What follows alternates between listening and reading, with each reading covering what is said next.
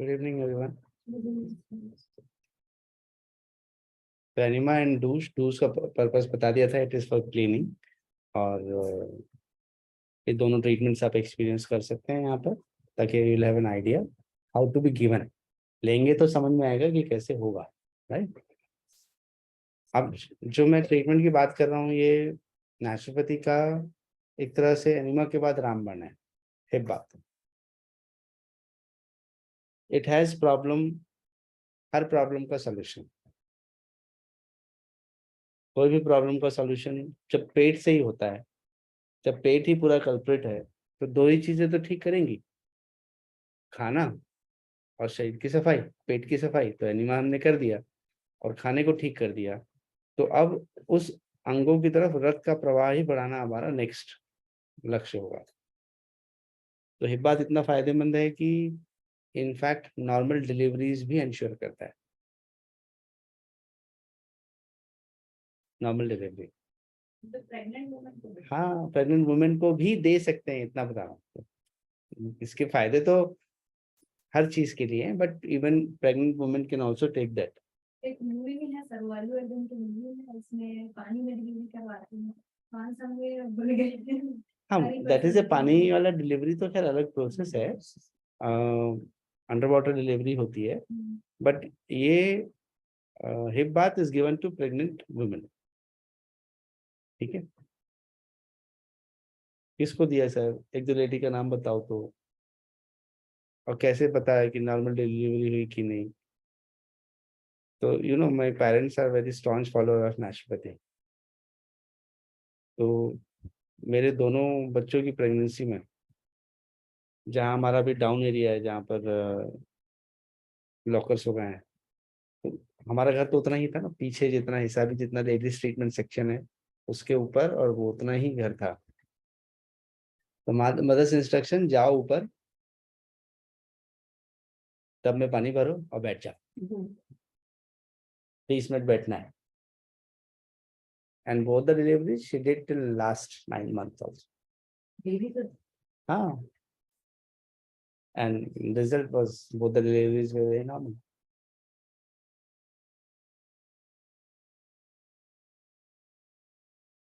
For 9 months.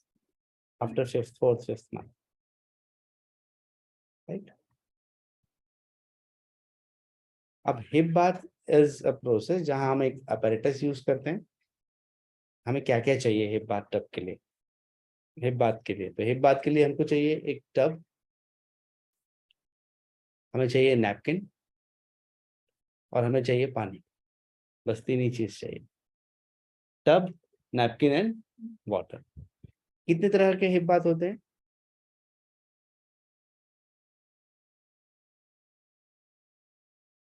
तो cold hip bath, neutral hip bath and hot hip bath. Cold hip bath, neutral hip bath and hot hip bath. मतलब 3 temperature पे हम उसको दे रहे हैं। Cold hip bath means a normal room temperature, जो नल का पानी। न्यूट्रल मीन्स कुनकुना, मतलब ठंडे से थोड़ा बिट वार्म। और हॉट मीन्स अच्छा गर्म। ठीक है, हाँ, बेरेबल, but obvious बेरेबल water, but hot. जब आप लेंगे तो और उस चीज को परसीव करिएगा। तो 3 टेम्परेचर हो गए। क्या चाहिए ये बता गया। अब ये जो टब है, ये हमें एल्यूमिनियम का भी बन जाता है। पहले एल्यूमिनियम के टब्स ही चलते थे, और अभी fiber tubs are available. Difference क्या है? एल्यूमिनियम टब में वाटर हीट रिटेंशन थोड़ा सा ज्यादा टाइम के लिए होता है, because aluminium holds the heat, तो गर्म रहता है। तो गर्म करती स्नान में कंपेरेटिवली पानी कम लगेगा एल्यूमिनियम फॉर्मेट में। बट फाइबर में क्या होता है, पानी जल्दी कूल भी हो जाता है, टेम्परेचर होल्ड नहीं करता उतना, तो कंपेरेटिवली पानी फाइबर में कूल हो जाएगा। पर दिखने के दृष्टिकोण से, कॉस्मेटिक दृष्टिकोण से वो ऐसा एल्यूमिनियम का टब अच्छा नहीं दिखता और दिखने के दृष्टिकोण से ये टब अच्छे लगते हैं। तो इसलिए हॉस्पिटल्स में अपग्रेडेशन के नाम पर एल्यूमिनियम टब्स को हटा करके सारे फाइबर टब्स कर दिए गए। बट यूटिलिटी वाइज वो टब्स भी कम नहीं है, कॉस्ट वाइज बहुत ही कम है। जो इन ये टब्स आते हैं उससे 50% कॉस्ट में हम वो टब्स मैन्युफैक्चर कर सकते हैं, मैन्युफैक्चर करवा सकते हैं, या रायपुर में भी होते हैं।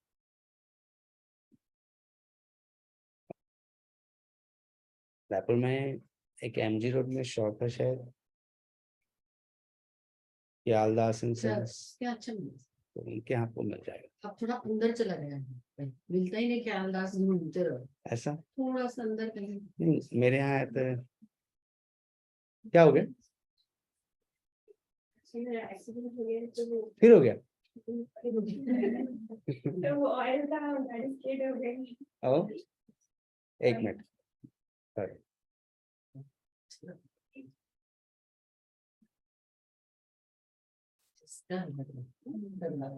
हाँ मतलब ऐसा देखने में पता नहीं चल रहा था।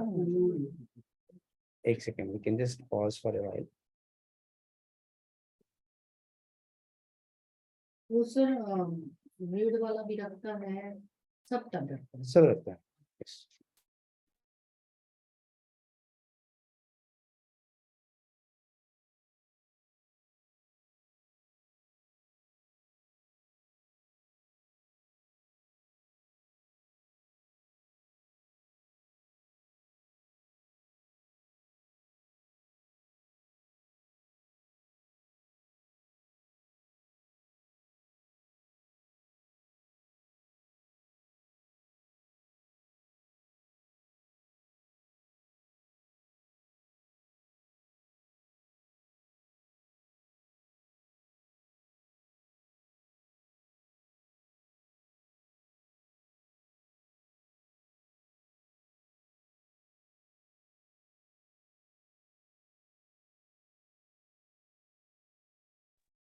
और फाइबर टब के लिए फाइबर टेप के लिए भी बन जाता है, यहाँ मिलता है, वहाँ से नहीं। यहाँ भी मिल जाता है। यहाँ पर जो GKTMT क्या कहते हैं, भैंसतान में है, तो अशोक बजाज जी, हम्म, ये भी जो ख्याल संस्थान से वो यहाँ आते हैं योगा वोगा के, अच्छा तो इसलिए ऐसा कुछ नहीं है, हमसे ऐसे डायरेक्ट भी हम बोल सकते हैं। नहीं, नेहा के प्लास्टिक पास नंबर मिल जाएगा, वो बनाते हैं। इसमें एक्चुअली फर्मा लगता है, तो फर्मा उनका अच्छा। अगर ठीक होगा तो बन जाएगा। अब बहुत बार बार तो हमें लगता नहीं है, एक बार बनवा लिया तो अब मुझे दोबारा तो लगेगा नहीं। सेल करने के लिए बैंगलोर से मॉडल्स आते हैं, दिल्ली से आते हैं, यहाँ पर भी हैं सिंह साहब करके, वो भी बनाते हैं। बट अभी काफी समय से ये प्रोसेस हुई नहीं है, पर बोलने से बन जाएगा। बट कॉस्ट वही 12 से 14 हजार तक, मतलब आई एम नॉट श्योर, वो नेहा आपको बता देंगे उसको। हमारा उतना इंटरेक्शन होता नहीं है, एक बार सेटअप हो गया तो आपको बहुत हाँ। बार बार नहीं चाहिए वो चीज।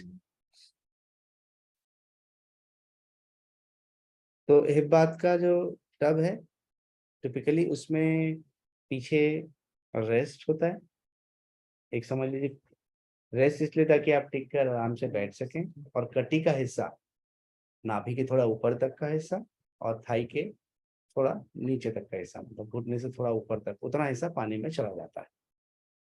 और अब ये टेम्परेचर क्या काम करते हैं, किस पर्पस में काम करते हैं, कटिस का स्नान कैसा दिखता है, एक मिनट इस बुक में आपको दिखाते हैं।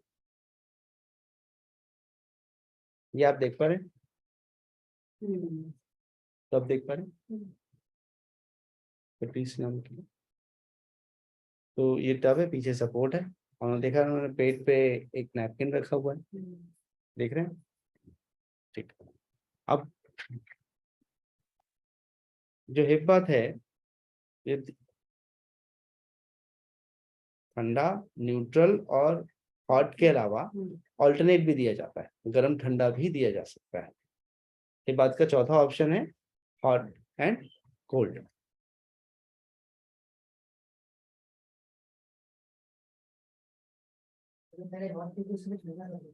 हाँ, फिर नीचे से वो हटा देंगे तो पानी पूरा निकल जाएगा, ठंडा पानी डाल।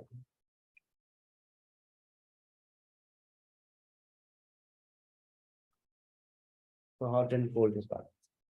तो आपको वाटर लेवल इतना रखना है, लगभग आधे से थोड़ा ऊपर तक, एकदम पूरा तो भर नहीं सकते और 3/4 भी नहीं भरना। जब व्यक्ति बैठेगा तो पानी पूरा ऊपर आ जाएगा। तो हाफ हाफ से थोड़ा ऊपर। सबसे पहले लेते हैं कि हम ठंडा का प्रोसेस कैसे करेंगे। ठंडे के प्रोसेस के लिए हमें सिर्फ एक नैपकिन चाहिए। पानी में पानी फिल किया, बैठा दिया, बैठा करके क्लॉकवाइज डायरेक्शन में, जिस डायरेक्शन में हमारी इंटेस्टाइन है उस डायरेक्शन में बस हमको अपने इसको रब करना है। ऐसे उल्टा नहीं करना, कुछ भी नहीं करना। ऐसा कहीं पर भी ऐसे घुमाना ही तो बोले हैं, बोले ऐसे ऐसे घुमा लो, ऐसा नहीं। एक सिस्टमेटिक एक ही डायरेक्शन में, क्योंकि हमारी आंतें ऊपर से नीचे की तरफ कचरे को निकालने के लिए यूटिलिटी चाहिए उसको। ठीक है, कितनी देर? तो time varies from 20 to 30 minutes. वही टॉवल को लेते नैपकिन के लेकर साथ के साथ। सारा, बस ठंडे पानी में बैठना है और बैठ करके you need to just rub, nothing else, कुछ भी नहीं करना। तो पूरा ब्लड सर्कुलेशन बढ़ जाएगा बिकॉज ऑफ फ्रिक्शन क्रिएशन। और पानी ठंडा है तो वहाँ इंटेस्टाइन को स्ट्रेंथ भी मिलती है। मैंने बताया था ठंडी चीजों से स्ट्रेंथ आती है, वो उसको स्ट्रॉन्ग करती है, और गर्म चीजें उसको फैला देती हैं, उसको डायलेट कर देती हैं, रिलैक्स कर देती हैं। तो हमेशा hot water is more for relaxation, but cold water is for stimulation. कोई बहुत थका हुआ शाम को घर आया तो उसको बोलते हैं जाओ गर्म पानी से स्नान कर लो, ठीक लगेगा। और कोई बहुत आलस से फील कर रहा है सुबह सुबह उठ करके, तो बोलते हैं जाओ ठंडे पानी से नहाओ, सब ठीक लगेगा। तो आलस एक्टिविटी लाने के लिए ठंडा, और रिलैक्सेशन के लिए हॉट। तो ठंडा कटी स्नान किस लिए फायदेमंद है? तो समय बता दिया, 20 से 30 मिनट। सबसे बड़ा फायदा है ये हमारी आंतों को क्लीन करता है। तो कॉन्स्टिपेशन, इनडाइजेशन, भूख नहीं लगना, एनोरेक्सिया, मोटापा, डायबिटीज। और अगर ठंडे कटी स्नान को कम ड्यूरेशन के लिए दिया जाए, 5 to 10 मिनट्स के लिए, तो वो हाइपरटेंसिव के लिए भी अच्छा है। मतलब इनका ब्लड प्रेशर हाई रहता है, बट फॉर एक लेस ड्यूरेशन। तो उसमें ठंडा ज्यादा देंगे। हाँ, ठंडे की तरफ ही ज्यादा बस 10 मिनट ही देंगे ना। ठीक है। हम्म। इसके अलावा ओवरऑल हेल्थ के लिए कटी स्नान बेस्ट माना गया। बच्चे की हाइट नहीं बढ़ रही है, इनफर्टिलिटी का इश्यूज है, तो कई बार ऐसे यहाँ पर एक फैमिली रहती है, यहीं चौबे में ही रहती है, तो उनको कंसीव नहीं हो रहा था। तो उनको कंसीव नहीं होने के लिए वो मेरी मदर के पास उन्होंने ट्रीटमेंट लिया, जिसमें रेगुलर उनको कटी स्नान दिया जाता था, जिस वजह से मेरी मदर इलाज किया करती थी। उसके बाद लगभग 3 से 4 महीने बाद उन्होंने कंसीव कर लिया, रिटेन हुआ। सबसे पहले सब चीज होने के बाद वो यहाँ बताने आई थी उनसे कि आई एम कटी स्नान बहुत पावरफुल। तो इनफर्टिलिटी आइदर फॉर मेल्स और females, block fallopian tubes, major कारण क्या होता है, फेलोपियन ट्यूब्स ब्लॉक होती है फीमेल्स में। तो वो ये जो मूवमेंट है ना, पता नहीं somehow it is very much helpful for that।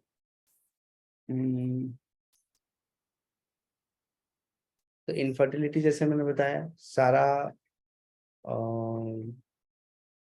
Reproductive system, digestive system की फंक्शनिंग को इम्प्रोवाइज करने के लिए कटी स्नान से बढ़िया कोई ट्रीटमेंट नहीं है। कोई भी रिप्रोडक्टिव इश्यूज हैं, पीसीओडी की प्रॉब्लम है, गर्ल्स फेस कर रही हैं, they should be given cold hip bath. Cold hip bath हर चीज के लिए फायदेमंद है,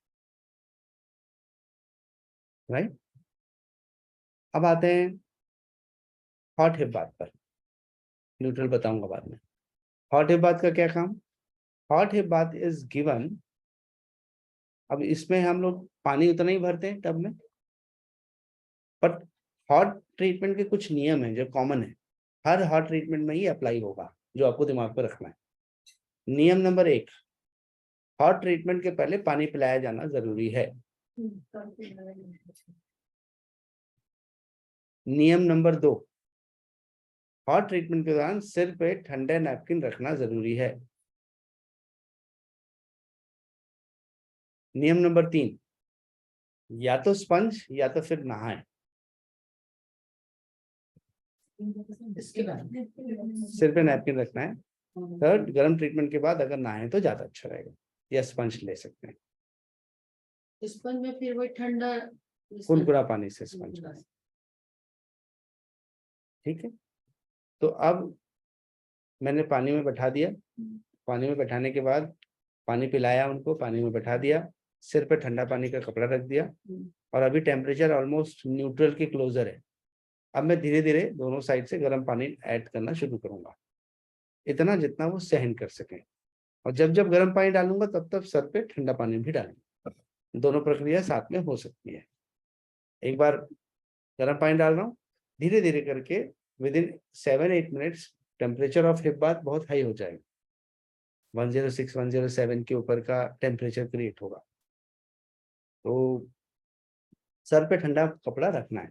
duration of hot hip bath it can be from 10 minutes to 20 minutes, ज्यादा होने से it is again creates giddiness, थकान, और ये सारी चीजें, ज्यादा हीट बॉडी के लिए अच्छी नहीं है। फायदा ऑल पेनफुल कंडीशंस। कैसा पेन? पेट दर्द का पेन, पाइल्स का पेन, कमर दर्द, यूटीआई में पेन, किडनी का इश्यूज, तो जहाँ पेनफुल कंडीशन है वहां पर गर्म कटी स्नान काम करने वाला है। सर यूटीआई में इचिंग बर्निंग का सेंसेशन कभी रहता है तो भी पानी में वही टेम्परेचर कि थोड़ा रेगुलेट करते हैं? नहीं, उस समय उनकी फीलिंग के हिसाब से हम टेम्परेचर रेगुलेट चलाएंगे ना, तो उनकी फीलिंग के हिसाब से टेम्परेचर। अभी रिसेंटली एक सेशन और हुआ था, एक्चुअली मैं आ रही थी तो रास्ते में ऑयल था, वो पूरी रोड में ऑयल गिरा हुआ है, तो मुझे लग रहा था कि स्पीड होगी तो मैं धीरे ही थी, बट वो नहीं कभी गया। तो हार्ट में ये सारी चीजें आपके लिए जरूरी है। अब मान लीजिए किसी व्यक्ति को पाइल्स का पेन है तो हॉट हिप बात तो ठीक है, बट अगर किसी को पेन भी है और ब्लीडिंग का भी इश्यू हो रहा है तो ऐसे में तो उनकी ब्लीडिंग बढ़ जाएगी। तो ऐसे में क्या करेंगे, ऐसे में हम लोग गर्म ठंडा कटे स्नान देंगे, पहले गर्म फिर ठंडा, ताकि पहले पेन रिलीज हो जाए और क्लोज कर दें ठंडे से, ताकि जो ब्लीडिंग का प्रोसेस हो रहा है उसको हम लोग रोक सकें, रिड्यूस कर सकें। जरूरत पड़ने पर 2-4-5 बर्फ का टुकड़ा भी डाल देंगे उसमें, बहुत विशेष फर्क नहीं पड़ेगा। ठंडा पानी डालने के बाद बर्फ डालेंगे तो गर्मी में तो विशेष कोई वो नहीं होगा। सर जैसे ब्लीडिंग है तो ठंडे का टाइम कुछ बढ़े? नहीं ठंडा, हाँ ठंडे का टाइमिंग बढ़ा देंगे, वैसे तो 10-10 मिनट दिया जाएगा, ठंडे का टाइम लगेगा तो फीलिंग के हिसाब से बढ़ा सकते हैं। तो ये गर्म ठंडा कटी स्नान किन चीजों में दिया जा रहा है? जहाँ क्रॉनिक प्रॉब्लम्स है, जहाँ क्रॉनिक पाइल्स है, क्रॉनिक पेन है, जो चीजें, तो एक्यूट पेन्स में हम लोग हीट यूज कर रहे हैं, जहाँ क्रॉनिक हो गया we can go for hot and cold. Neutral किसको? अब मुझे ठंडे कटी स्नान का फायदा है, बट मेरे को मालूम है कि वो ठंडे में बैठ ही नहीं पाएगा, ठंड के दिनों में ठंडे पानी में बैठा दूंगा तो वो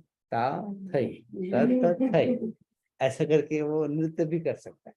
तो ऐसे नृत्य को रोकने के लिए कुनकुना पानी में उसको यही प्रोसेस कराया जाएगा। स्थिति नंबर 1, वीक पेशेंट्स हैं, कमजोर है, न ठंडा गरम, न ठंडा सहन कर सकता ना गरम, तो ऐसे में उसको हमेशा न्यूट्रल का यूज किया जाएगा। ठीक है, तो आप ये सोच लीजिए कि कटी स्नान हर चीज के लिए फायदेमंद और हर उम्र को दे सकते, और हर उम्र का व्यक्ति ले सकते हैं। आपने कल बताया कि आपके पिताजी रेगुलर लिया करते थे कटी स्नान और सालों तक लेते रहे, प्रोस्टेट की प्रॉब्लम थी उनको, तो वो भी उससे उनको कोई तकलीफ नहीं हुई। सर जिनको जैसे खेलते हुए गिर जाते हैं, चोट लग जाती है, तो उनको दे सकते हैं? खेलते हुए गिर जाते हैं उन लोगों को पहले, कोई भी स्पोर्ट्स या एक्यूट इंजरी होने पर पहले आइस का ही उपयोग किया जाता है। उसका फॉर्मूला है राइस। कोई एक्यूट इंजरी हो तो उसमें यूज करते हैं राइस। What is rice? नहीं पता? नहीं, वो वाला राइस नहीं बोल रहा हूँ मैं। RICE, rice. What R stands for rest. तुरंत उस जगह को रेस्ट पे ले जाइए। I stand for icing, icing means उस जगह पर बर्फ लगाइए। सी स्टैंड फॉर कंप्रेशन, उस जगह को बांध दीजिए क्रैप बैंडेज से, या अभी बांध दिया हमने, आइसिंग भी करवा दिया, अब कंप्रेशन भी हो गया, रेस्ट देने बोल रहे हैं, कंप्रेशन। और चौथा है एलिवेशन। एलिवेशन मतलब उसको सामान्य से थोड़ा ऊपर उठा के रखो फ्लो, ब्लड फ्लो। ताकि ब्लड फ्लो रिवर्सल में चलता रहे। ठीक, तो क्या क्या क्या नियम है? राइस, रेस्ट, आइसिंग, कंप्रेशन और एलिवेशन। कोई भी एक्यूट इंजरी होने पर ये चार का फॉर्मूला ही चलता है। एलोपैथी मेडिकल साइंस भी ये चार ही बोलेगा, इन चार पे सब कुछ चलता है।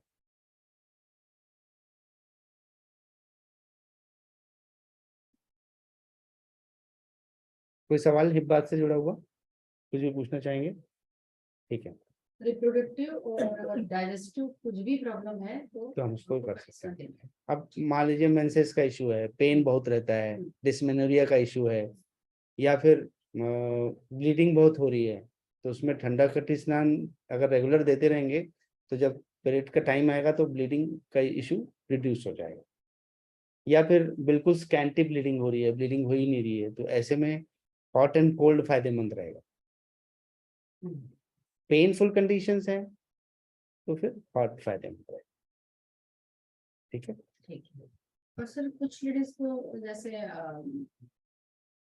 मेंसेस में जैसे ब्लीडिंग बहुत कम होना, ये सब भी इसमें हाँ, कर सकते उनके केस में उनका हार्मोन्स इम्बैलेंस हो रहा है, तो उनका जो एंडोमेट्रियम बनना चाहिए, जितनी लेयर मोटी बननी चाहिए उतनी लेयर बन नहीं रही है, तो उस लेयर के नहीं बनने के कारण से पतली लेयर बनती है, तो शेडिंग भी नहीं होती, तो वो टोटली हार्मोन्स का इम्बैलेंस भी क्रिएट कर। तो इसलिए जितने भी डिसऑर्डर्स हैं, पीसीओडी, पीएसओएस, उसके लिए योगा ही सर्वोत्तम माना गया है, क्योंकि योगा करने से वो ब्लड फ्लो का करेक्शन और हार्मोनल करेक्शन शुरू हो जाता है। ठीक है, हैं। जिस समय पीरियड्स चल रहे हैं तो आराम दे सकते हैं अगर पेन बहुत है अगर पीरियड्स चल रहे हैं गर्म थैली में। तो नहीं, गर्म थैली भी नहीं देंगे उस समय, सिर्फ हम आइस बैग लेकर के नाभि के पास रख सकते हैं। सीवियर ब्लीडिंग हो रही है तो रख सकते हैं, बट वो थोड़ी देर के लिए आराम देगा, बट आई सजेस्ट कि वो भी बाद में फिर ब्लीडिंग बढ़ा देगा। तो एकदम बहुत असहनीय पीड़ा है तो फिर आप रोक दीजिए उसको आइसिंग करके, हॉट कंपेरेटिवली नहीं, क्योंकि हॉट फिर ज्यादा ब्लीडिंग बढ़ाएगा। तो सर, फॉर अभी यंगस्टर जितने हैं उनको तकलीफ काफी होती ही है, तो ये लोग बेरालगंज प्रोसिनल ये सब ले रहे टैबलेट, तो मतलब योगा से शुरू करें या कटी स्नान से कुछ फायदा हो फिर योगा आपको लग रहा है कि वो तुरंत कटी स्नान के लिए मान जाएंगे? फिर मानेंगे हाँ, योगा के लिए शायद मानेंगे। अब वो उनको लगेगा कि मैं कटी स्नान में 20 मिनट बैठूं और ऐसा ऐसा करूं। आपको आपको मेरे को कितना कन्विंस करना पड़ेगा उसको इस चीज के लिए? पर सर ये करीब 40-50% लड़कियों को ये तकलीफ हो गई। अभी जैसे पहले तो लेडीज काम भी करती थी उस बीच सारा, पर अभी दे गो फॉर इमीडिएट रेस्ट। बहुत जैसे फिवरिश फेस दिखेगा और इरिटेटिंग नेचर और मतलब कुछ बीमार से दिखती है। इमोशनल डिस्ट्रेस, मुझे ऐसा लगता है पता नहीं कि females are going through a kind of, sir first day बहुत होता है इनको, जी, सेकंड थर्ड डे थोड़ा कम तो हम हाँ। गोइंग थ्रू तो emotional distress can be one of the reason. ज्यादा इमोशनल डिस्ट्रेस हार्मोन्स को इम्बैलेंस ही करने वाला है। मतलब अब ऐसा हो गया है कि चेहरा देख के समझ जाओ, उसको कुछ बोलो चिढ़ जाएगी, ऐसा वाला वो होता है ऐसा। वो issue है। तो इसमें योगा में बोले पहले धीरे योगा से एंड फिर धीरे से नेचुरोपैथी ट्रीटमेंट। योगा में मतलब इस चीज में फायदा नहीं है। हाँ, बट साथ में अगर आप साथ में कटी स्नान ऐड करके देखिए, दोनों का कंबाइन करके देखिए। योगा तो बेसिकली आपके इंटरनल प्रोसेस को करेक्ट करने के लिए। But suppose I am going through a very severe emotional distress, रोज मुझे किसी तरह का स्ट्रेस हो रहा है, कोई भी रीजन हो सकता है, a person can be go through so many things, तो उसका असर तो होगा ना शरीर पर। बहुत सारी ऐसी परिस्थिति हो रही होती है जो आपके मेरे नियंत्रण में नहीं होती। In spite of living a very healthy lifestyle still हमें कुछ ना कुछ समस्याओं फेस करते हैं हम लोग। तो वो सिर्फ हेल्थ को बनाने के लिए एक चीज नहीं, 5 चीज की बात की गई है। पृथ्वी, आप, तेज, वायु, आकाश। तो वायु तत्व बैलेंस करेगा आपको, बट आपके इमोशंस के आगे तो द्रोणाचार्य भी खत्म हो गए भाई। धृष्टद्युम्न आया और उनका गला काट के चला गया। कौन था धृष्टद्युम्न? द्रुपद का बेटा। द्रुपद कौन था? द्रुपद और वो दोनों क्लासमेट थे, और दोनों ने एक दूसरे से बदला लेने के लिए ऐसा किया, क्योंकि द्रुपद ने दुर्योधन को सॉरी द्रोणाचार्य जी को भाव नहीं दिया। जब वो मिलने गए तो साथ में पढ़े थे तो भाव नहीं दिया। तब उन्होंने इन लोगों को ट्रेनिंग करके इनके वो तैयार किया, पांडवों को कौरवों से। बाद में इनको वहां मौका मिल गया। सर तो इनको कुछ मेडिटेशन की तरफ वो करें शायद शाम को। हाँ बिल्कुल, meditation will make a change. मतलब ये भी नहीं कर जीवन से जूझने का तरीका थोड़ा बदलना हो, परिस्थितियों में छोड़ना सीखना। वो तो क्या है ना, वो परिस्थिति को छोड़ने के बजाय वो जो जिससे प्रॉब्लम हो रही है उसको छोड़ने की कोशिश करते हैं। हाँ वहीं तो और स्थिति, इमोशनल डिस्ट्रेस बढ़ जाता है। आप परिस्थिति को नहीं छोड़ रहे हो। सर मेरे यहाँ स्टाफ के यहाँ जिस दिन लड़ाई झगड़ा होता है तो मैंने ये माहौल देखा है।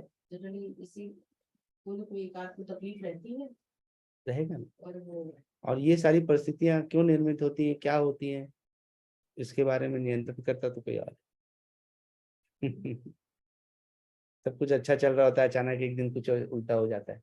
एक मैंने बुक्स पढ़ी थी बहुत इसमें उसमें जितने जो अपराध लेडीज की हैं तो उनके में भी ये चीज का अरे पीरियड्स के इसमें ही कुछ ज्यादा अपराध में मारपीट, हाँ किसी को खत्म कर दिया, जो भी कुछ बड़ा चीज किए तो वो स्ट्रेस लेवल हाई था और इसके पीछे वो ये भी सारी कारण ठीक बोल रहे हैं। नहीं सर लेडीज को छुट्टी दे देते थे पहले एक नियम ये था, दादी माँ और वो, कि भाई इस फेस का आप लोग खाना नहीं बनाओगे, और खाओगे बनाओगे तो हम लोग खाएंगे नहीं। वो मतलब छुआछूत वाला छुआछूत। हाँ धीरे धीरे ये छुआछूत आप बोल करके सब बंद कर दिया। मेडिकल हो गया तो इसकी स्टार्टिंग सही सोच के हुई थी। हाँ, सही हाँ, वो हो गया। बुजुर्गों ने सोचा होगा महिलाएं क्या बोलने लगी, अब जैसे ही वो कॉस्मो मेट्रो में एंटर की गई, बोले हम तो पैड यूज करते नहीं, हम तो कप्स यूज करते हैं। तो कप यूज करते हैं तो हमारे पास तो ऐसा कोई ब्लीडिंग वाला इशू नहीं है, हमको योगा भी करने दीजिए। वो बोल रहे हैं हमें कोई इसमें भी प्रॉब्लम नहीं है, आप हमको योगा भी करने दो, because we are using cups. जो ट्रेनर है वो योगा भी करवा देंगे इस हाँ उनके पीरियड में योगा करने से तो अच्छा होता है। डॉक्टर उनका हो जाता है वो नहीं करना कई लोग जहां तक इस पर एक नाम है उनका, मुझे नाम याद नहीं आ रहा है, यहाँ से उन्होंने वाईसी किया हुआ है, यही लाखी नगर में रहते हैं, वो भी योगा टीचर है, मुझे नाम अभी याद नहीं आ रहा। मेरी और उनकी काफी देर तक इस बारे पर चर्चा चली। वो एज ए फीमेल उसके प्रोज एंड कॉन्स जानती हैं, और मेरे पास सिर्फ बुकिश नॉलेज है उस चीज का, क्योंकि मेरे पास उसका कोई एक्सपीरियंस नहीं है। तो उसमें हमारी काफी देर की चर्चा चली। तो उनका कहना था कि मैं तो कर देती हूँ, कुछ नहीं होगा करके। तो मैंने कहा ठीक है, इफ आपके एक्सपीरियंस के आगे मेरा बुकिश नॉलेज इस बारे में तो कुछ बोल ही नहीं सकता। बट जहां तक मेरा बुकिश नॉलेज ये कहता है कि जितने भी बड़े बड़े टीचर्स हैं, बुक्स हैं, संहिताएं हैं, ग्रंथ संहिता से लेकर के अलग अलग संहिताओं में जो किताबों में लिखा हुआ है, वो इस फेज में मना ही किया गया है। क्योंकि नेचर का अपना एक प्रोसेस है, उस नेचर के प्रोसेस को आप कम या ज्यादा मत करो। नेचर, प्रकृति उसको कर रही है ना, तो आप प्रकृति की चीजों को अपने हिसाब से रोको या बंद मत करो। तो महिलाओं गर्ल्स ने क्या करना शुरू कर दिया, परसों बर्थडे में जाना है, शादी है और पीरियड्स का टाइम है, तो then now they will make it to stop, वो दवाई खाएंगे। पूजा पाठ भी कहीं करवाया पूजा पाठ है तो they will eat medicine. Article पढ़ा जिसका जो साइड इफेक्ट है आगे चलते तो they simply take that pill, stop. अब उस पिल में क्या दे दिया उसने, आपको कंट्रोल दे दिया कि मुझे 5 दिन तक, मैं 4 दिन तक जब तक मैं खा रही हूँ जब तक वो नहीं हुआ, तो बस। And that is used for so many purposes. तो वो जैसे ही वो यूज कर रही हैं और अपना पर्पस फुलफिल कर रही हैं, उससे उनको आगे चल करके प्रॉब्लम हो रही है, they are going through all sets of issues.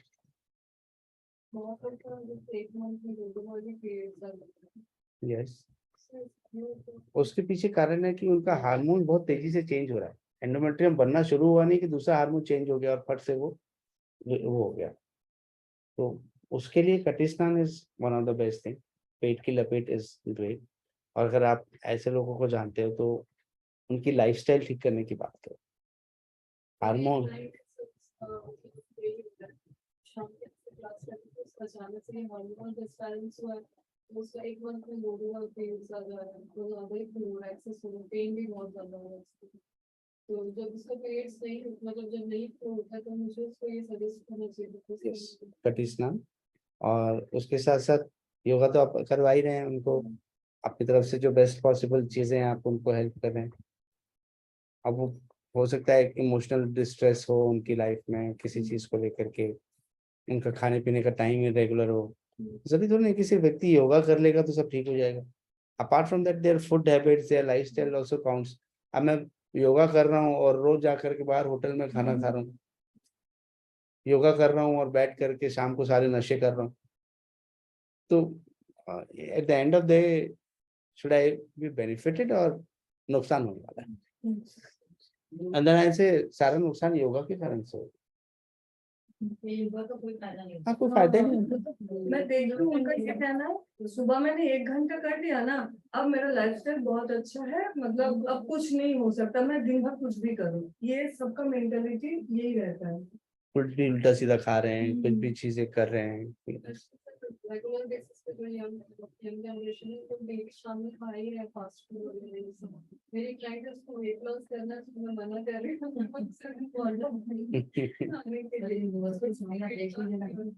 शाम के टाइम में आपको सारे यंगस्टर्स कचरा खाते हैं और फिर सड़क जाम हो रहा है।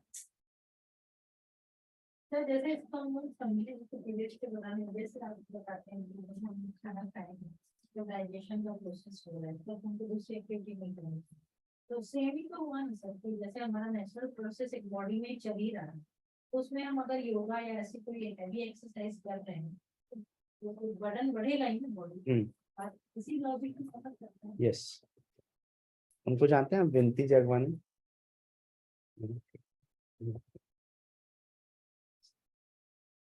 तो मुझे लगता है अगर पहले से इन चीजों को लिखा गया है तो सोच समझ के लिखा गया होगा और उसको मानना चाहिए।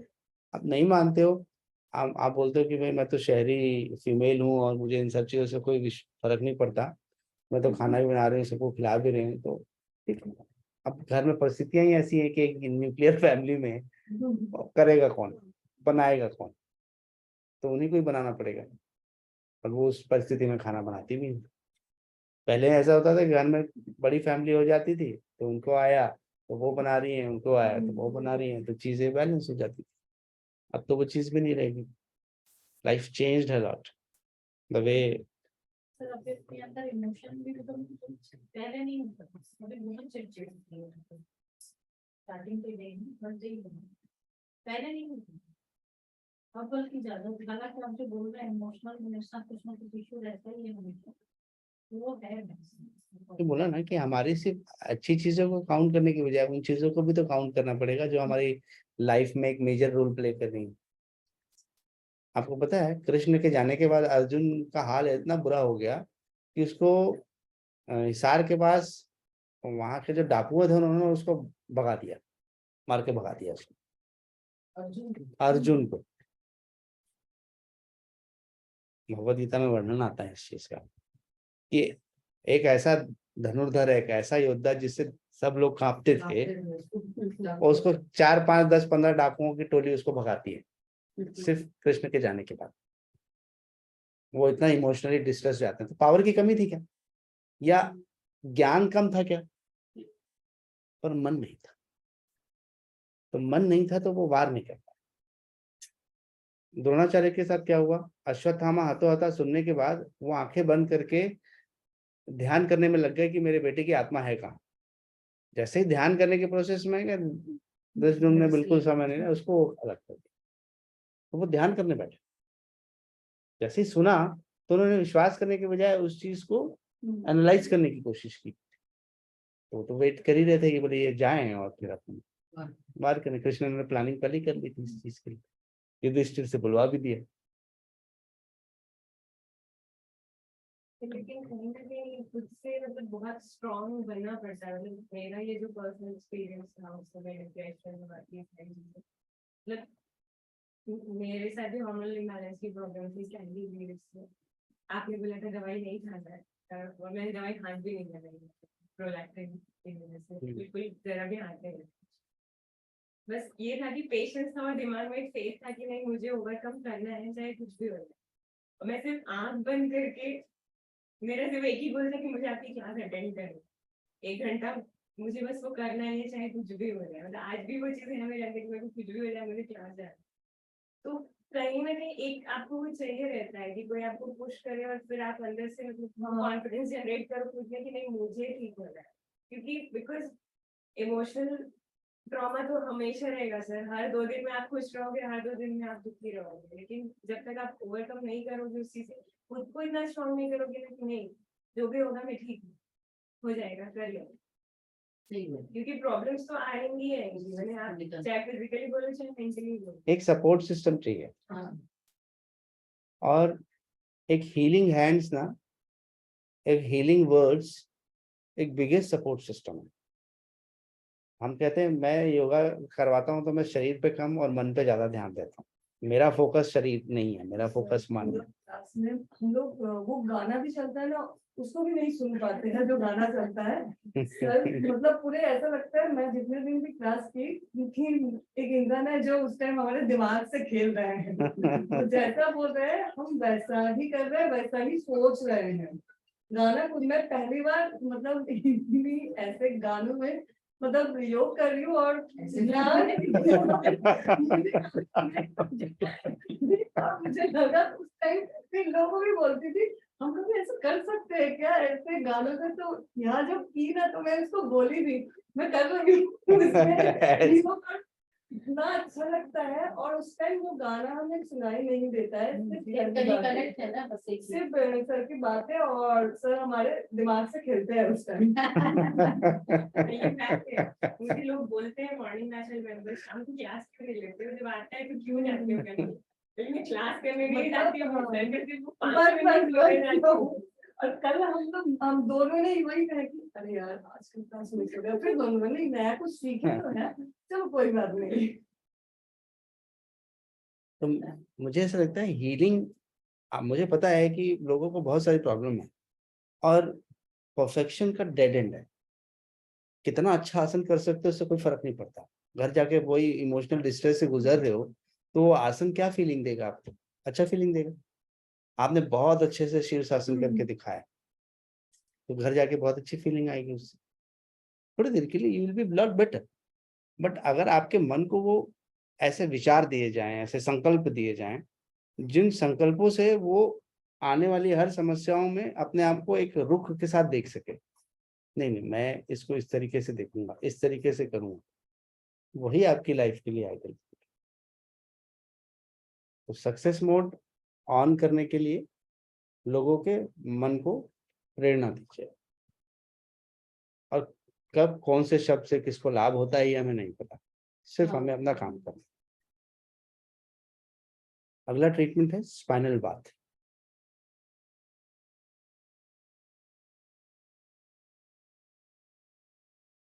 स्पाइनल बाथ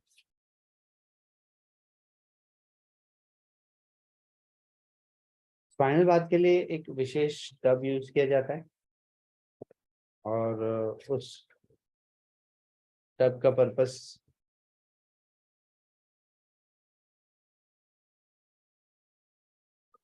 स्पाइन के हिस्से को पानी में रखना है। तो एक सिंपल स्ट्रक्चर टब है इसके, हाँ चारों तरफ से उठा हुआ है थोड़ा थोड़ा और बीच में हॉलो है, पर उसकी जो इंटरनल डेप्थ है वो बहुत ज्यादा नहीं है। Internal depth varies from 6 to 9 inches, maximum 9 inches के आसपास। थोड़ा बहुत स्लाइड्स को ऐसा स्लैंटिंग में रखा गया है। तो ये जो टब है spinal bath tub normally spinal bath cold भी दिया जा सकता है और हॉट भी दिया जा सकता है, पर प्रेफरेबली हम लोग हॉट ही यूज करते हैं। ठीक, कोल्ड में ऐसा कुछ पर्टिकुलर नियम नहीं है, ठंडा पानी भर के व्यक्ति लेट सकता है और रेस्ट कर सकता है, तो ठंडा हमेशा स्टिमुलेशन का काम करेगा, तो cold is for stimulating the nerves and the body blood circulation. ठंडा वहां लगाएंगे तो वहां पर ब्लड सर्कुलेशन, ठंडा मतलब इट्स नॉर्मल वाटर। पानी हमेशा रिलैक्सेशन देता है, झरने में हम जाते हैं तो रिलैक्सेशन मिलता है, वैसे ठंडे पानी में लेटेंगे और स्पाइन का वो ऐसा कुछ देर रहेगा, तो जब आप उठेंगे तो अलग ही एनर्जी फील करेंगे, आपकी स्पाइनल नर्व्स में आपको ऐसा फील होगा मेरे नसों में एकदम शक्ति घूम रही है, तो वो फीलिंग इंटरनली आती है। दूसरा पार्ट है कि आप जब गर्म में लेटते हैं तो वो रिलैक्सेशन का काम करता है।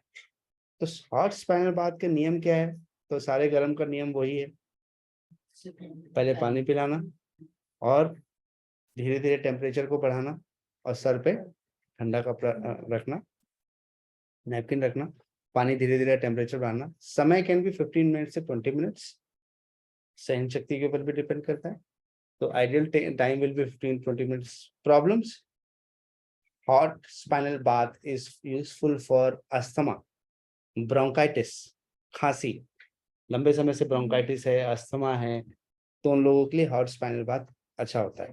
छोटे बच्चों को भी पास हाँ, उनको भी दिया जा सकता है, उनको हम लोग सिंपल टब में बैठाने बोलते हैं, बच्चों को देने का तरीका थोड़ा सा अलग हो जाता है। लोग लेटते नहीं हैं। हाँ, लेटते नहीं, बैठा के करते हैं उनको, वो घर के वो प्लास्टिक वाले टब में उनको यूज करते हैं उसको। तो asthma, bronchitis, back pain, cervical pain, insomnia, नींद नहीं आना, एंजाइटी,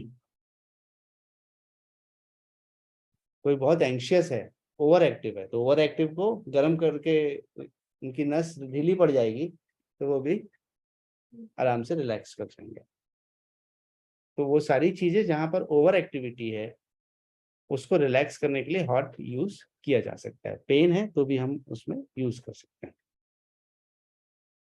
तो hot spinal bath is majorly used for back pain, majorly used for cervical problems, low disc मतलब साइटिका, ऐसी जो बीमारी है, लंबैगो, जो अलग अलग तरह के बैक पेन है उनके लिए, साइटिक पेन के लिए, साइटिका जो पेन होता है उसके लिए हम स्पाइनल बाथ यूज करते हैं।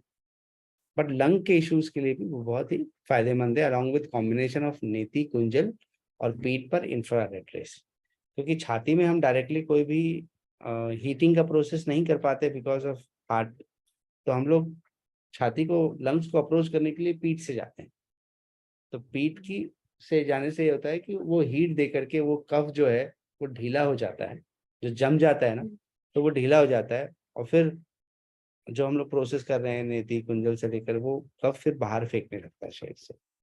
आज एक व्यक्ति आए थे मेरे पास, उनको काफी समय से सर्दी खांसी है, शाम का उनका फीवर हो जाता है 102-103, तो सर्दी खांसी था, तो डॉक्टर के पास गए, उन्होंने 3 दिन की दवाई दी, ठीक हो गया, फिर 6-7 दिन सब ठीक रहा, फिर वैसे ही स्टार्ट हो गया, फिर उन्होंने 3-4 दिन की दवाई खाई और फिर ठीक हो गए, फिर ठीक हुए तो फिर कुछ दिनों बाद फिर हो गया। तो अब जब उन्होंने चेक कराया अपने आप को, लंग्स को एक्सरे करवाया, तो उसमें ब्रोंकाइटिस निकला। तो आज उनके एक मित्र मेरे पास लाए थे, जो मेरे पास योगा में आते हैं, वो लेकर आए थे उनको। तो उनका दाल का मिल है बेसिकली, बेसन वगैरह का काम करते हैं, बेसन बनाते हैं, तो बट एक्सपोजर है, डस्ट का एक्सपोजर है, बेसन का डस्ट रेगुलर जा रहा है, तो डस्ट एक्सपोजर होने के कारण से उनका कफ फॉर्मेशन बहुत है, उनको साल भर ही रहता है सर्दी खांसी, और वो क्लीनिंग होती नहीं है। दूसरा मेजर इशू था कि वो दिन में 6 से 7 बार चाय पीते हैं। बोले बोले मैं लेमन टी पीता हूँ, उससे तो कोई दिक्कत नहीं होनी चाहिए। मैंने कोई कमेंट नहीं किया, बोला आपको जैसा ठीक लगे, बट वो उसका उपचार नहीं है। तीसरा, उनको एसिडिटी बहुत हाई है। तो मैं बोला आप, आपको बार बार बुखार होता है तो क्या आपने समझने की कोशिश की कि आपको बार बार बुखार क्यों हो रहा है, और बार बार आपको एंटीबायोटिक देने से आपके उपचार किस हद तक हो पा रहे हैं, और क्या आप इन चीजों से पूरी तरह से ठीक हो पाएंगे। जो आपने बार बार गंदगी को निकलने से रोका, वही आज आपका ब्रोंकाइटिस बन करके आया है। क्योंकि ब्रोंकाइटिस 1-2 दिन में तो नहीं होता ना किसी को, 1 महीना 2 महीना 3 महीने में भी नहीं होगा। तो ब्रोंकाइटिस होके ही इसलिए आया है, या फिर एक्यूट इन्फेक्शन होगा तो फिर ब्रोंकाइटिस हो सकता है। नॉर्मली लंग्स में क्या होती है, हवा होती है। अब वो हमेशा गीला रहने लगेगा तो बिकॉज ऑफ कफ म्यूकस वो हमेशा गीला रहने लगेगा, तो वहां पर तो बट नेचुरल है कि वहां पर इन्फेक्शन हो जाएगा। ब्रोंकाइटिस में जो जितने भी ब्रोंक्यूल्स हैं वो इन्फ्लेम्ड होती हैं, मतलब बहुत ही इरिटेटेड रहती है। जैसे अपन चोट लगती है, जैसे अभी आप देख रहे हो ना, ये जो स्थिति है इसमें अभी ये इन्फ्लामेशन है। जो लाल देख रहे हो आप, ये इन्फ्लामेशन है। Inflammation is characterized by rubor, tumor, calor and loss of function. Rubor का मतलब होता है रेडनेस, वहां पर वो लाल हो जाएगा। ट्यूबर का मतलब होगा वहां पर स्वेलिंग आ जाएगी। तीसरा, वहां पर वो हिस्सा गर्म होगा, हीट हो जाएगा। चौथा, वहां पेन होगा। और पांचवा, वहां पर लॉस ऑफ फंक्शन, कुछ भी मूवमेंट करने की इच्छा नहीं होगी। तो any inflammation is characterized by 5 things. Medical भाषा में रूबर ट्यूबर बोल रहे हैं, पर उसको हटाते हैं, अपन सिंप्लीफाई करते हैं। रेडनेस, ठीक है। सेकंड, हीट, गर्म रहेगा वो। तीसरा, स्वेलिंग। चौथा, पेन। और पांचवा, लॉस ऑफ फंक्शन। तो ब्रोंकाइटिस में क्या होगा, देखो किसी भी चीज में जब ITIS जुड़ जाता है उसका मतलब होता है इन्फ्लामेशन, उसका मतलब होता है इन्फ्लामेशन। अब हम किसी भी टर्मिनोलॉजी में जहां भी आइटिस देखेंगे, मैं मेडिकल भाषा को सिंप्लीफाई कर रहा हूं आपके लिए, जहां जहां आइटिस देखोगे that is indicative of inflammation. For example gastritis, for example pancreatitis, ठीक है, आर्थराइटिस, राइट। तो जहां जहां हम लोग आइटिस वर्ड आया that is indicative by inflammation. और इन्फ्लामेशन मतलब क्या, तो ये 5 चीजें होंगी। रेडनेस होगी वहां पर, हीट, गर्म रहेगा, वहां छू के देखोगे तो हीट रहेगी। तीसरा, स्वेलिंग रहेगी। चौथा, पेन रहेगा। और पांचवा, उनको काम करने में दिक्कत होगी, लॉस ऑफ फंक्शन। आया क्लियर। तो अब ब्रोंकाइटिस मतलब क्या हुआ, ये 5 चीजें। तो सर ये स्टेजेस है क्या, जैसे स्नोफिलिया, फिर निमोनिया, फिर ट्यूबरक्लोसिस, फिर कैंसर, तो ये कैसे? नहीं, these are not stages. हाँ, These are the suppressed acute diseases. Eosinophilia is just indicative की कि शुरुआत है। आपकी बॉडी में एलर्जी है। अच्छा। इजनोफिल्स अभी बढ़ेंगे। इजनोफिल का काम है एलर्जी फाइटिंग। हमारे शरीर में इजनोफिल्स नामक, जैसे हम जब वाइट ब्लड सेल्स पढ़ते हैं तो उसमें अलग अलग सेल्स हैं। तो उसमें क्या क्या सेल्स हैं, न्यूट्रोफिल्स हैं, लिम्फोसाइट्स हैं, ठीक है। उसके बाद इजनोफिल्स हैं, बेसोफिल्स हैं, मोनोसाइट्स हैं। उसके अलावा अलग से प्लेटलेट्स होते हैं जो WBC में नहीं आते। तो ये जो मोनोसाइट्स हैं ये तब बढ़ेंगे, जो लिम्फोसाइट्स है तब बढ़ेंगे जब क्रॉनिक इन्फेक्शन है। न्यूट्रोफिल्स, जब हम लोग रिपोर्ट देखते हैं ना, रिपोर्ट में अगर न्यूट्रोफिल्स हाई है तो हमें पता चल जाता है ये एक्यूट इन्फेक्शन है, मतलब अभी इन दिनों ही हुआ है। और अगर हम लिम्फोसाइट्स को हाई देखते हैं तो हमें समझ में आ जाता है कि ये क्रॉनिक इन्फेक्शन है।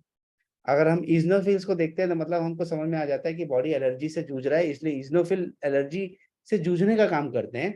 तो इनकी संख्या शरीर तब बढ़ा देता है जब एलर्जी वाली कोई भी चीज आती है, तो ये अपने आप उसकी संख्या बढ़ा देता है, नहीं तो इसकी संख्या कम रहेगी, हमेशा 5, 6, 10 के अंदर में रहेगी।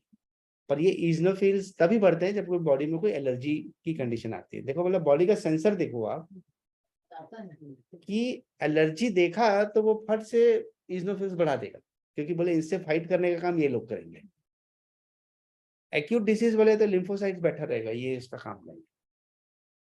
पुलिस वाले जाएंगे, देश का मामला है डिफेंस वाला, तो लिम्फोसाइट निकलेंगे। आर्मी वाले थोड़ी जाएंगे। अब एक यहीं पर आसपास में लड़ाई झगड़ा चल रहा है तो वहां पुलिस पहुंचेगी, तो आर्मी वाले चले जाएंगे, बोले पकड़ो साले को। कौन जाएगा? सबका अपना डेपुटेशन है, डेपुटेशन ऑफ वर्क है। तो हमारे शरीर के सेल्स का भी डेपुटेशन ऑफ वर्क है, वो ऐसे ही नहीं निकल जाएंगे।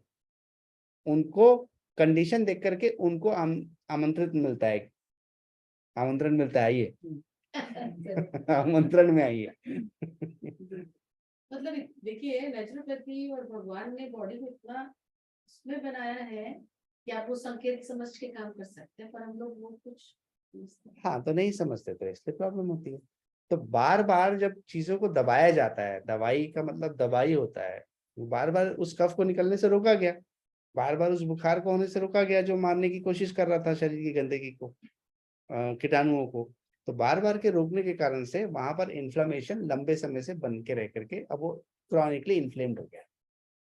अब आप सोचो कि कैसा होगा, दर्द भी होगा, इरिटेशन भी होगा, हमेशा खांसी भी आएगी, बड़ा बैड फीलिंग आएगी, आएगा ना? नॉर्मल लगता है क्या?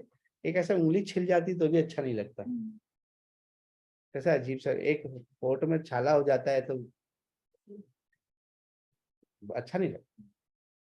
खाना खाने में इतना दर्द होगा कि हाँ सर, मेरी बेटी को हो रहा है ना, हाँ, उसको 1 महीने का सर्दी खांसी और बुखार, तो उसको बुखार अभी नहीं है, और तो उसको चेकअप के लिए दिए थे डॉक्टर ने, इस पास निमोनिया वगैरह और उसका पेपरी वगैरह का क्या बोलते हैं, उसमें नॉर्मल बता रहे हैं, फिर फीवर आ जाते 1 हफ्ते में, फिर ठीक हो जाएगा, फिर फीवर में जाए, फिर ठीक हो इसके लिए काफी क्या एज? 100 साल, 1 साल 15 महीने, 1 साल 15 महीने की? मतलब 1 साल और 3 महीने, 3। 100 साल। उसका सबसे बेस्ट इलाज ये होगा, सर्दी है, दवाई चल रहा है, दिन पे 1 हफ्ता फिर स्टार्ट हो जाता है, और उसके सर्दी के कारण उसके कान में दर्द हो रहा है तो नेचुरल। देखो, बच्चों का इलाज सबसे बेस्ट तरीका होता है पैरों में उनके सरसों तेल लगाएंगे, और जो मालिश जो है वो अपने आप में एक अच्छा हीलिंग ट्रीटमेंट है, इतने कम उम्र के बच्चे के लिए, है ना? तो इतने कम उम्र के हिसाब से यही चीजें उपयुक्त होगी। प्लस फीडिंग है, हाँ। तो अपने डाइट को ठीक करिए। मैं तो जब से हुई है तब से गर्म पानी और जो ठंडा चीजें उसको मैं खा ही नहीं नहीं नहीं, बात गर्म पानी या ठंडा पानी का नहीं है, इससे फर्क नहीं पड़ेगा। क्या आपकी डाइट में ऐसी कोई भी चीज है, चाय, कॉफी, बिस्किट, चाहे 2 टाइम बस, और चाय और बिस्किट्स होगा, नमकीन होगा? नहीं, सिर्फ 3 टाइम खाते हैं? 3 टाइम खाती हूँ बस, और 1 दिन का फास्टिंग रहता है, उस दिन तो फल लेती हूँ, ठीक। हफ्ते में 1 दिन, आज 1-2 दिन अपने डाइट को ठीक करिए। मेरे फादर हमेशा कहते हैं अगर बच्चा बीमार है तो बच्चे का इलाज नहीं होगा, माँ का इलाज होगा। मेरे ख्याल से मैं तो लगभग सही हूँ ऐसे आपको ऐसा लग रहा है ना, आपको ऐसा लग रहा है, पर कई बार फीड तो आप ही कर रहे हो ना, खाना कहाँ से जा रहा है? खाली फीडिंग है, मदर फीडिंग में है खाली नहीं, खिचड़ी वगैरह देती हूँ उसको, खिचड़ी हो गया और सेरेलेक दे दूँ, तो सेरेलेक के कारण से भी होता है, क्योंकि सेरेलेक सेरेलेक 1 टाइम बस देती हूँ, सुबह जब नहाती है उतना समय सेरेलेक, और दोपहर में खिचड़ी, बाकी फीडिंग। ठीक है, उसको पानी के टब में बैठाइए, छोटे वाले में गर्म पानी डाल के बैठाइए, उसको छप छप खेलने दीजिए। खेलती है सब, हाँ, तो करती है, वो और उसकी दादी सरसों तेल की मालिश पूरे शरीर में करती है, और डॉक्टर जो दिए थे निमोनिया वगैरह था शायद उसको, मतलब निमोनिया नॉर्मल आया, नहीं निमोनिया करते थे, ऐसा कोई प्रॉब्लम ही नहीं है, धूप, सनलाइट वो भी है सर प्रॉपर, देते हैं बाकी उसको। खेलती रहती है, अब तो चलने का थोड़ी दौड़ती है, तो बाहर में जाती है, मतलब जो आप बता रहे थे वो भी है। सब चीजें करती हैं। हाँ, वो गर्म तो पानी कुछ दिनों के लिए अपने डाइट को चेंज करके देखिए।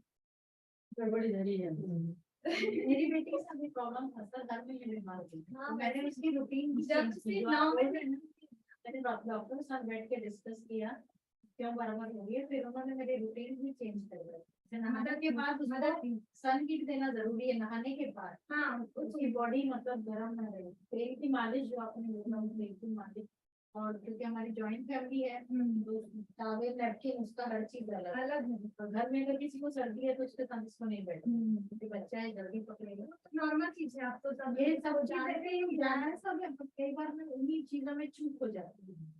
वो नहाती है ना, वही सब सब करके नहाती है, वो एंजॉय करके नहाती है, गर्म पानी बढ़िया है, जिसके बाद पूरे शरीर में सरसों तेल की मालिश करती है उसके बाद, और उसके बाद मैं खाना वाना जो भी बना रही कर रही हूँ, और उसको धूप में ले जाती हूँ।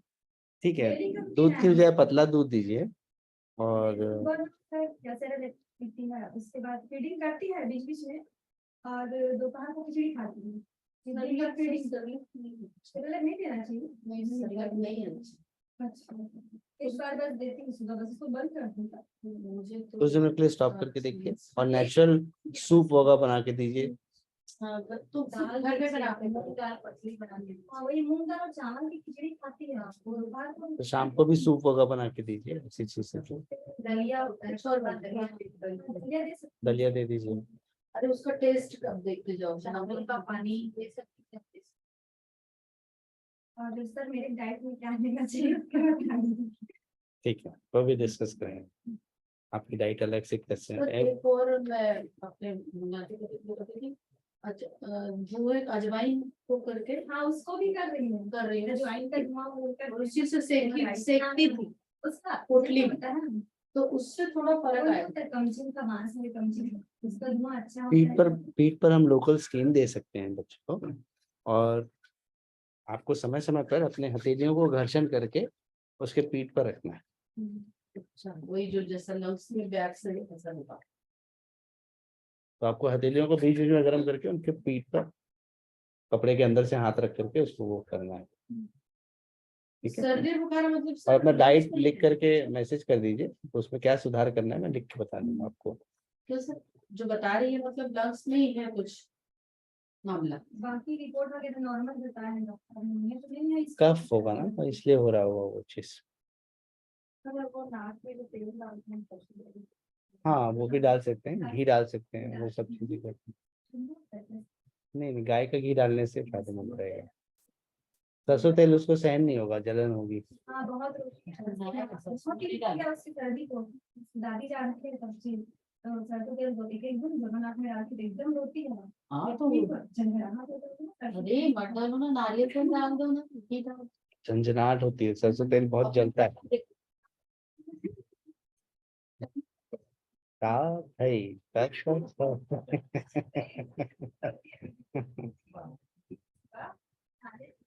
हाँ, तो मस्त ट्राई कर रही है, लेकिन वो तेल डालती है। सरसों तेल नहीं डालते, नारियल डालते, घी डाले सारे को। ट्राई करती हूँ। गाय का घी डालिए, इससे कुछ नहीं, गाय का घी। एक्सपीरियंस हो जाता महिलाओं को तो खैर इस बात का पूरा पूर्ण ज्ञान होता है, बच्चों को कैसे पालना है, क्या करना है। है। तो दो जनरेशन को डॉक्टर के पास फिर आते हैं, फिर वही दवाई देते हैं, एंटीबॉडी वगैरह चेंज करते हैं। डॉक्टर खुद बोलते हैं ना एंटीबॉडी ज्यादा नहीं देना है, 2-3 महीने में एक बार देते हैं, तो उसको बदल बदल के एंटीबॉडी दे रहे हैं। अभी एंटीबॉडी बंद करवाए हैं और नॉर्मल सर्दी और बुखार कर दिए हैं। और उसके कान दर्द के लिए फिर आए थे पिछले हफ्ते में, तो इसको कंटिन्यू चला देंगे।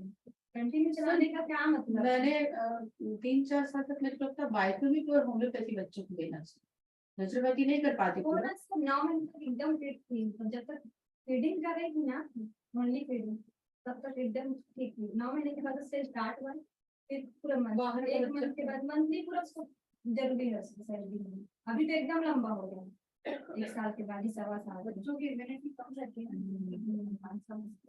दो ही तकलीफ होती है, लूज मोशन मैं एक तो सर्दी खांसी। इसी लेके गई 9 महीने तक होते तक, उसके पास ही थी। सर्दी खांसी और लूज मोशन हाँ। 3-4 साल तक चलता है, बहुत नाक दर्द। तो स्पाइनल बार से जुड़ी हुई और कोई सवाल आप लोग पूछना चाहेंगे, कुछ भी? अच्छा, जिसका स्पाइन का ऑपरेशन वगैरह कुछ हुआ है, कोई भी एक्यूट सर्जरीज हुई है, ओपन वुंड्स हैं, उनको अपन तब तक, जब तक हीलिंग का प्रोसेस कंप्लीट नहीं हो जाएगी तब तक हम लोग नहीं करेंगे इस चीज को।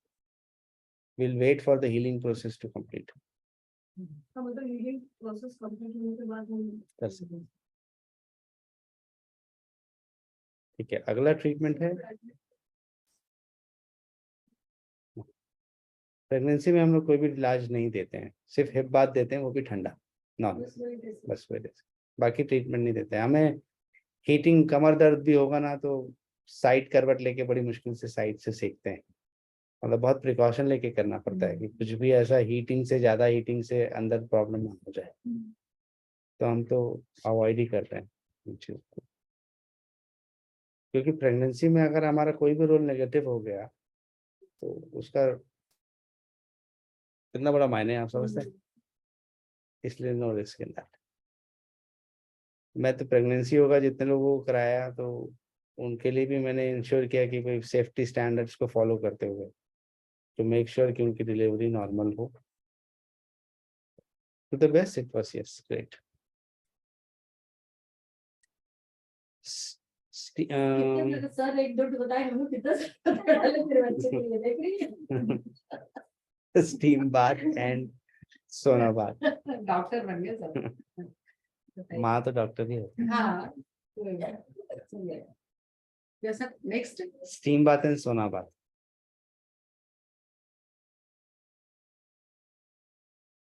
स्टीम बाथ के लिए दो तरीके से स्टीम बाथ दिया जा सकता है। आइडियली नेचुरोपैथी में जो स्टीम बाथ दिया जाता है उसमें केबिन सिस्टम में दिया जाता है और हेड जो है वो बाहर रहता है, वो क्योंकि लकड़ी का जैसे लकड़ी का या फाइबर का, मेरे पास है फाइबर वाले केबिन्स रखे हुए हैं वो। पूरा दिन। ये वाला तो है, ये तो खैर वेलनेस इंडस्ट्री का प्रोडक्ट है, बट वो जो है वही आइडियल है नेचुरोपैथी के लिए। यहाँ तक पूरा बंद हाँ रहेगा, बंद रहता है, ये ऊपर खुला है। ठंडी पट्टी मुंडी निकली और ऊपर दे दी। हाँ हाँ क्योंकि जब ये बाहर आएगा तो ठंडी हाँ, पट्टी ये सिर पे उसके रखेंगे। ऊपर टांगे। हाँ, रखेंगे।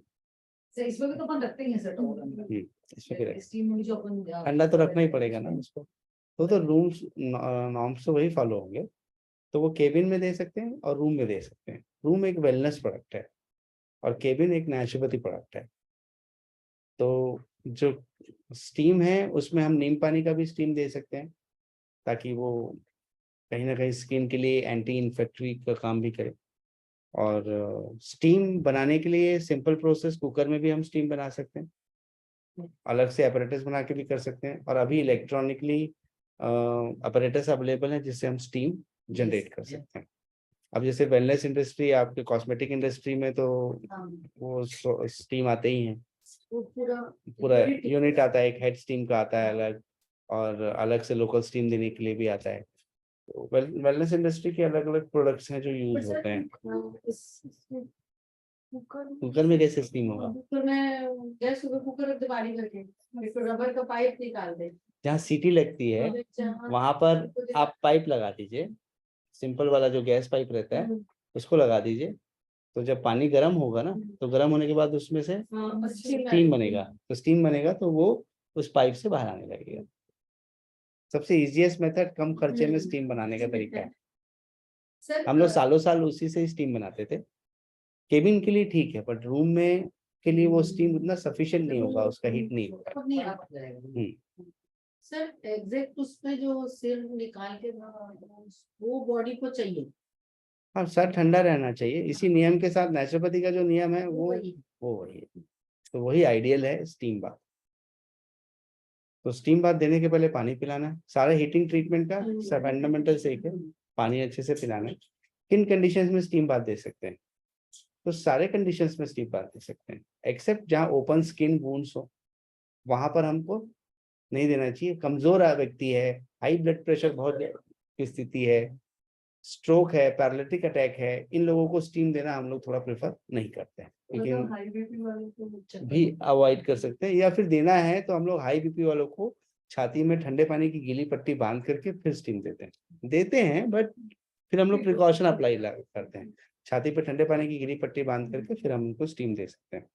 सर एक और होता है, जब भी स्टीम लेते हैं उसके बाद कभी हेडेक और कभी ज्यादा देर स्टीम लेने के कारण से बॉडी का वाटर बहुत लॉस हो जाता है। तो स्टीम लेने के लिए आपको adequate amount of water intake लेना चाहिए, क्योंकि उतना बॉडी से हीट निकलता भी है। कई बार जब पानी हम कम पीते हैं, तो दिन भर ही पानी कम पीते हैं और स्टीम भी ले लेते हैं, तो फिर हेडेक होने वाला है, बिकॉज ब्लड वॉल्यूम हमारा कम हो गया है। उसको जल्दी ठीक करने के लिए बस पानी पिलाना बस है। वाटर इनटेक, नींबू पानी और इलेक्ट्रॉल और ये सब चीजें हम दे सकते हैं। तो वो ये ऐसे पैर ऐसे टेंजिंग, मतलब जैसे जैसे ईचिंग हो रही है बहुत ज्यादा, होता है वो, उसको अच्छे से ब्लड सर्कुलेशन की वजह से हो रहा है। हाँ, वहाँ पर चेंजेस होते हैं। उसके बाद आपको अच्छे से रगड़ना है, तो भी गर्म चीज के बाद अच्छे से रगड़ करके होता है। मतलब वो नॉर्मल है, हो सकता है, नॉर्मल तो नहीं है बट हो सकता है। मतलब बहुत तेज सा, मतलब ऐसे एक अजीब सा वाला सेंसेशन जब डुबा के निकाला, निकलने के बाद और अच्छा हुआ मैंने 10-15 मिनट मेरे घर जाते तक था, फिर ठीक हो जाएगा। तो स्टीम ऑलमोस्ट सारे कंडीशंस में, ओबेसिटी से लेकर के वेलनेस प्रोडक्ट है तो हर किसी को दिया जा सकता है, स्टीम से कोई प्रॉब्लम नहीं, नहीं है। बट हाँ, जिनको निमोनिया है, जिनको ओपन वुंड्स हैं, स्किन इश्यूज हैं, डर्माटाइटिस है, एक्जिमा है, इन लोगों को फिर आप स्टीम देने से इनका एग्रावेशन हो सकता है। तो हमको उन कंडीशन, एक्जिमा एक तरह की स्किन डिसीज है जहाँ पर ऐसे छोटे छोटे घाव बन जाते हैं। स्पेशली एक्जिमा में ना, ये जो पोर्शंस होते हैं, ये पोर्शंस में कट्स हो जाते हैं और यहाँ पर घाव बन जाते हैं टिपिकली, और कट वाले इन्हीं पोजीशंस पे कट आते हैं। तो ऐसे में बहुत गंदा भी दिख रहा होता है। और eczema is a basic presentation कि आपके शरीर में सॉल्ट इनटेक बहुत हाई है और आपका स्किन में बहुत ज्यादा गंदगी जमा थी, इसलिए वो उसके सारे पोर्स खोल गए। सारे स्किन डिसीजेस का मेजर कारण हाई यूज ऑफ सॉल्ट है। जितना ज्यादा सॉल्ट यूज करेंगे उतना ज्यादा स्किन डैमेज होगी ड्राइनेस और ड्राइनेस पे आएगी। मतलब सॉल्ट इंटेक से ड्राइनेस हाँ आएगी, ज्यादा सॉल्ट लेंगे तो ड्राइनेस भी आ सकती है। सॉल्ट तो ड्राई ही करता है ना चीजों को। जो पेड़ को सुखा सकता है नमक, तो किसको नहीं सुखा सकता। एक हंसते खेलते पेड़ को सुखा देगा वो, राइट। तो ये था आज की डिस्कशन। नेक्स्ट डिस्कशन में हम लोग सोनाबाद और फुटबाथ के बारे में फिर डिस्कस करेंगे, ठीक है। सर इस कुछ मेरी बड़ी मम्मी है वो इसकी तो गिर गई है, इसके सर में चोट आई,